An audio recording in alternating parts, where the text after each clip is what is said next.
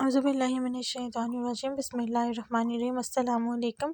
कैसे आप सब लोग। अल्लाह पाक से दुआ करती हूँ कि जहाँ जहाँ से मुझे देखा और सुना जा रहा है, अल्लाह पाक सबकी तमाम दिली ख्वाहिशात को पूरा करे, हासिद और बद नज़र के शर से बचाए। आमीन सब आमीन। मैं आपसे तो कल जो वाक़या हम सब सुन रहे थे, मरी में जो वाक़या हुआ जिसमें बहुत ज़्यादा कैजुअलिटीज़ हो गई ठंड की वजह से, तो कहते हैं कि सर्दियों में मतलब लोग बहुत शौक़ से जाते हैं मड़ी। हम भी, खैर मैं भी गई हुई हूँ, लेकिन मैं कहने का मकसद ये है कि सैर तफरीह जो है वो रहमत ही रहे, ज़हमत ना बने। और उसके बारे में मतलब बहुत से लोग बातें कर रहे थे। बहुत दुख हुआ कि मतलब लोग अपने घरों को छोड़कर दूर सैर तफरीह के लिए गए और ये सब कुछ हो गया। तो इसके बारे में मैं एक इन्फॉर्मेशन थी जो मैंने सोचा मैं आप लोगों के साथ जो है वो भी शेयर करती हूँ कि इससे क्या होता है कि जनरल अवेयरनेस फैलती है। तो इसमें ये था कि जो भी जितने भी सियाह वहाँ पर गए थे, उनकी डेथ सर्दी की वजह से नहीं हुई थी, बल्कि कहा जाता है कि मोनो ऑक्साइड एक गैस होती है जिसका फार्मूला CO गैस है। जो बहुत केमिस्ट्री के स्टूडेंट्स हों उनको समझ लग गई होगी, या जिन्होंने भी केमिस्ट्री पढ़ी हुई है। तो ये एक भूख के बगैर गैस होती है। मतलब जैसे हमने देखा है कि कहीं हम किचन में गैस लीक होती है तो हमें पता चल जाता है कि हाइड्रोजन जो है वो लीक हो रहा है, लेकिन इसकी बू नहीं होती जो मोनोऑक्साइड है ना, कार्बन मोनोऑक्साइड। और ये गाड़ी के इंजन जब ऑन होता है तो उसके अगर उसका एग्जॉस्ट बर्फ़ में घुस जाए तो वो जो गैस है ना, वो बाहर की बजाय गाड़ी के अंदर जमा होती है। और क्योंकि ये बगैर भूखे गैस है तो इसका पता नहीं चलता और इंसान चंद मिनटों में बेहोश होकर भी होता है और फिर उसकी डेथ हो जाती है। तो इस मैसेज को आगे लोगों को भी बताएं, और मुझे बहुत दुख भी हुआ। तो खैर क्या कर सकते हैं, बस ज़िंदगी इसी का नाम है। हमें बिल्कुल, वो कहते हैं ना सामान 100 बरस का और पल की खबर नहीं।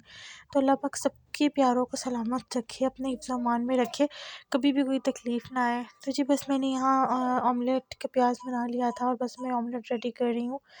तो मैंने सोचा कि बस अपनी यूट्यूब की फैमिली से कुछ बातें भी कर लेती हूँ।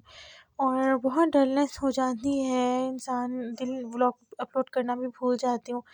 लेकिन फिर कोई जब बातें करनी होती हैं तो फिर मैं फिर से आ जाती हूँ कि नहीं, मुझे बातें शेयर करनी है, एक मैसेज भी देना था और कुछ दिल भी बुरा हुआ था। तो जी ये सुबह का टाइम है, पराठा मैंने बना लिया था, साथ में मैंने ऑमलेट फ्राई किया। तो अच्छा, हमारे घर में ये है, अम्मी को बिल्कुल भी ज़्यादा प्याज़ वाला ऑमलेट पसंद नहीं है और अब्बू को बहुत ज़्यादा प्याज़ वाला अच्छा लगता है।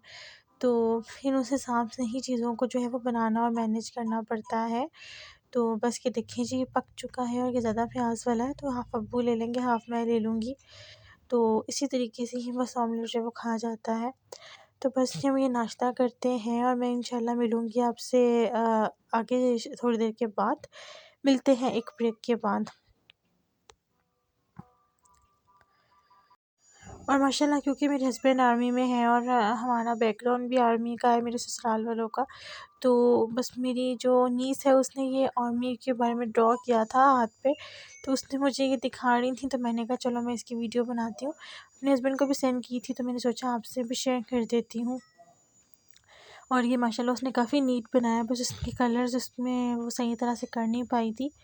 तो और ये मैंने अपने पास लेके रखा हुआ था कि ये जो यहाँ है ना, मैं इसको डिज़ाइनिंग कर दूँगी, और मुझे अभी तक टाइम नहीं मिला कि मैं इसकी डिज़ाइनिंग कर देती। तो वैसे ड्राइंग और आर्ट जो है उसका शौक़ भी किसी किसी बच्चे में होता है। और दूसरा ये, सब बच्चों को कलरिंग पसंद हो भी ना, तो अक्सर बच्चे जो है वो अपना भी जाते हैं इस तरह की चीज़ों से। तो बस हम ज़रा यहाँ बाहर तक जा रहे हैं, तो अब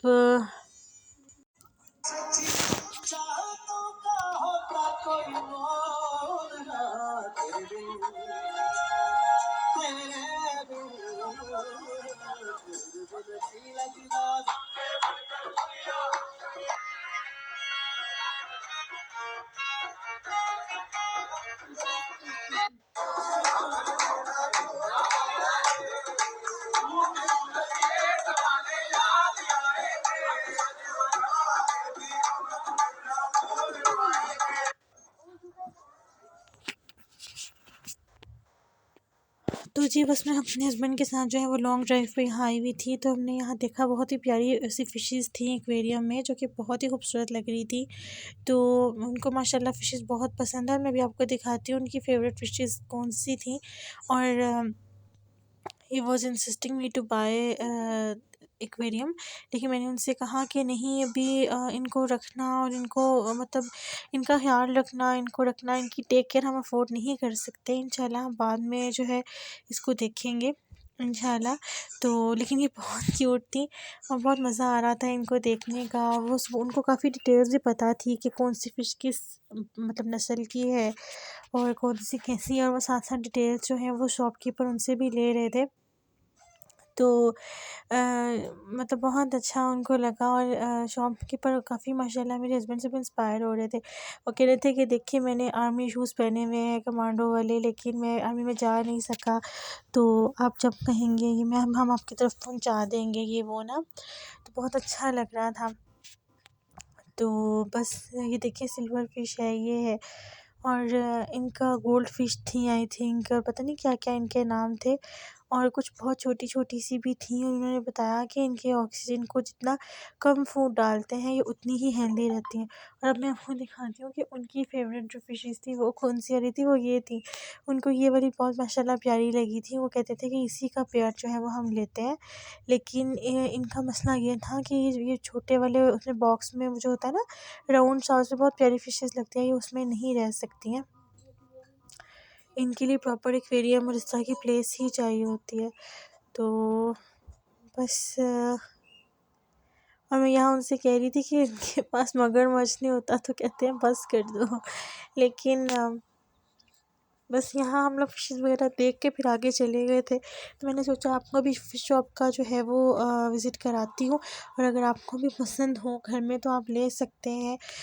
हर तरह की मिलती हैं, और आपको जो जिनसे भी आप लेंगे वो आपको अच्छे से गाइड कर देंगे कि आपको कौन-सी लेनी चाहिए और कौन-सी नहीं।